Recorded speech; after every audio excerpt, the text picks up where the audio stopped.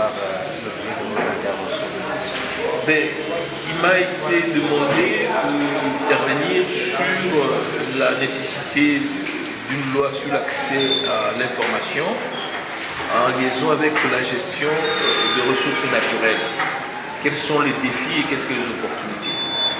Donc, nous avons d'abord donné l'historique de cette loi qui permet, n'est-ce pas, aux citoyens d'accéder à l'information et que dans un régime démocratique, un peuple qui ne sait pas comment sont conçus, comment sont exécutés, comment, en ce qui concerne les ressources naturelles, qui constituent, n'est-ce pas, la quintessence de notre économie, on ne peut pas comprendre que, alors que nous avons aujourd'hui plus de à peu près 1 million de tonnes d'exportation et une explosion d'autres exportations, notamment le cobalt, que nous ne puissions avoir que plus ou moins 345 millions de dollars de recettes et qui n'atteignent même pas 9% du budget national.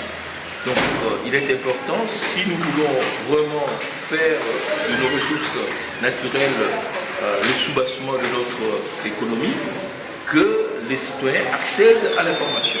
Ce qui est vrai dans les ressources minérales, l'est aussi en ce qui concerne les ressources agro-industrielles.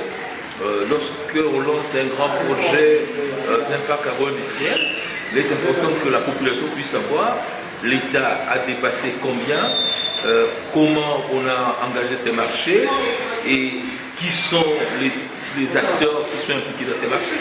Sinon, s'il y a opacité, il y a mauvaise gouvernance, et la mauvaise gouvernance produit la pauvreté et les sous-développements, voire des guerres et des conflits. Et à cette étape, comment est-ce que vous évaluez le bilan de la loi sur l'accès à l'information? Est-elle déjà existante ou elle est à venir? La loi, l'initiative, nous l'avons prise avec le collectif en 2004, en 2009. Plus tard, mon collègue et ami, Maître Moïse Niakoupabo, a repris le flambeau. Le texte a déjà été accepté au niveau de la conférence de présidents.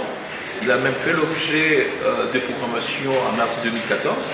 Comme cette session, c'est une session essentiellement budgétaire, les calendriers est un peu serré, mais je crois que nous allons faire de notre mieux pour que cette loi soit examinée au cours de cette session et de sorte que au début de l'année 2015, la loi puisse être discutée par l'autre chambre et pourquoi pas être promulguée.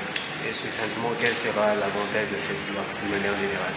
Cette loi permet d'abord de consolider la démocratie en donnant au peuple le moyen le plus important, c'est-à-dire la connaissance, le savoir. Et sans l'information fournie par une presse indépendante et professionnelle, une information véridique et non manipulée ou traversée, et si la population ou les citoyens ne peuvent pas accéder de manière active à l'information auprès des services publics, notamment les services qui ont la charge de la gestion des ressources naturelles, eh l'État peut être galvaudé et les richesses nationales peuvent être dilapidées sans que ces peuples puissent, n'est-ce pas, assurer sa souveraineté permanente sur ces richesses. Merci beaucoup. Merci.